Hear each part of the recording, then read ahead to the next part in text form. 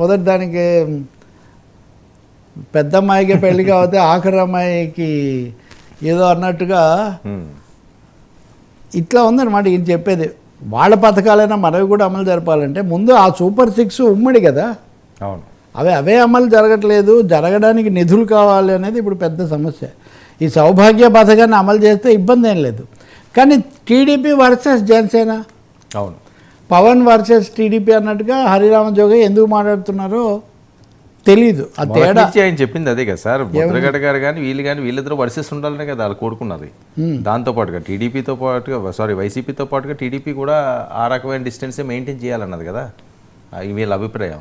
వీళ్ళు మొదటి నుంచి కోరుకున్నది పవన్ కళ్యాణ్ నుంచి జనసేన నుంచి అదే కదండి. అందులో భాగస్వామిగా ఉప ముఖ్యమంత్రిగా చేరిన తర్వాత ప్రభుత్వానికి ఉమ్మడిగా బాధ్యత వహించాల్సిందే, కానీ ఇందులో జనసేన వాగ్దానాలు అలా అయితే బీజేపీ వాళ్ళు వెంటనే హైదరాబాద్లో చార్మినార్ దగ్గర భాగ్యలక్ష్మి ఆలయం కట్టాలంటారు. అంటే ఓకే తెలంగాణలో, కాబట్టి బీజేపీ వాళ్ళ అజెండా కూడా చాలా ఉంటుంది. ఎప్పుడైనా అంటే ప్రజాస్వామ్యంలో ఈ సూపర్ 6 మీద ఈ రెండు పార్టీల గుర్తులు పెట్టుకున్నారు, ఉమ్మడి వాగ్దానాలు అవి ఇద్దరికి. అవును, వీళ్ళకి కాదేమో అవి, వీళ్ళకి అనిపించట్లేదేమో ఆ రకంగా. ఆయన సీఎం అవ్వాలని కదండి, ఈయన కోరిక ఉప ముఖ్యమంత్రి కాదు కదా పవన్ కళ్యాణ్ గారు.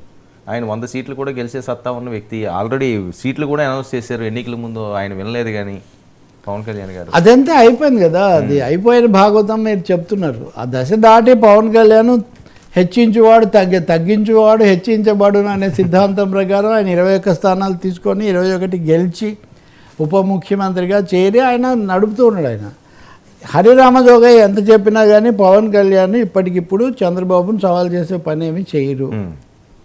అలాగే రెండింటి మధ్యలో వైరుధ్యాలు రానివ్వరు, అంతవరకు నేను చెప్తాను. తర్వాత ఏమవుతుంది, జనసేన భవిష్యత్ ఏంటి అనే ఇట్లాంటి ఆలోచనలు ఉన్నాయి. ఒకటి చెప్తాను నేను మీకు.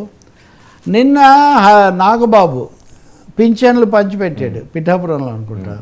వెంటనే వైసీపీ వాళ్ళు ఎవరికైనా పదవి ఉంటే వాళ్ళ కుటుంబ సభ్యులందరూ పదవుల్లో ఉండాలనే ఫిలాసఫీ ఏంటి, నాగబాబు ఏ హోదాలో పింఛన్లు పంచాడు అని కామెంట్స్ పెట్టారు.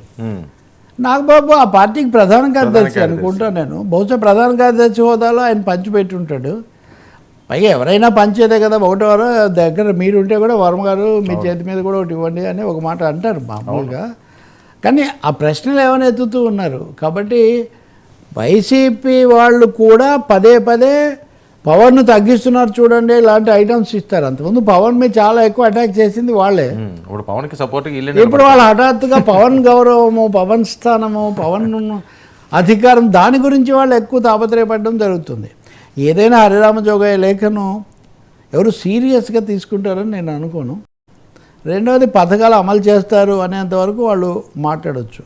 వీళ్ళ అబ్బాయిలు వైసీపీలో చేరడం వల్ల కానివ్వండి, ఇంకొక వైపున ఆయన పేరు మార్చుకున్న ఆయన ఒక ఆయన ఉన్నాడు కదా, దానివల్ల కానివ్వండి, ఈ ఇద్దరి యొక్క వాయిస్ కొంచెం నాయిస్ లాగా మారిన పరిస్థితి అయితే వచ్చింది. చూద్దాం మరి మనం, ఇది మన అభిప్రాయం.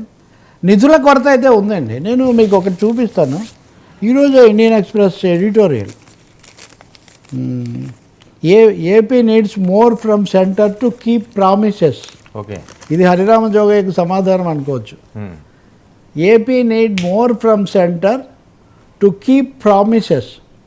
వాగ్దానాలు నిలబెట్టుకోవడానికి కేంద్రం మరిన్ని డబ్బులు ఇస్తే తప్ప ఇది కుదరదు అని ఇండియన్ ఎక్స్ప్రెస్ చెప్తూ ఉందన్నమాట. అంటే ఇంకో మాట కూడా రాశారు ఇందులో, ఇదిగోండి, AP needs more to keep promises అని ఇంకో మాట కూడా రాశారు. చంద్రబాబు నాయుడు పులి మీద స్వారీ చేస్తున్నాడు. Naidu is riding a tiger in the sense that there appears to be only one way forward. కేవలం ఇంకా డబ్బులు లేవు. The implementation of schemes could be staggered, which might invite a backlash, but the government must be bold enough to prioritize them. Without changes, the state could end up staring at a dead trap. Okay. అంటే చంద్రబాబు నాయుడు ముందు ఒకటే మార్గం ఉంది. ఇప్పుడు ఈ పథకాలు అనేవి ఆగి దశల వారీగా అమలు జరపాల్సిందే.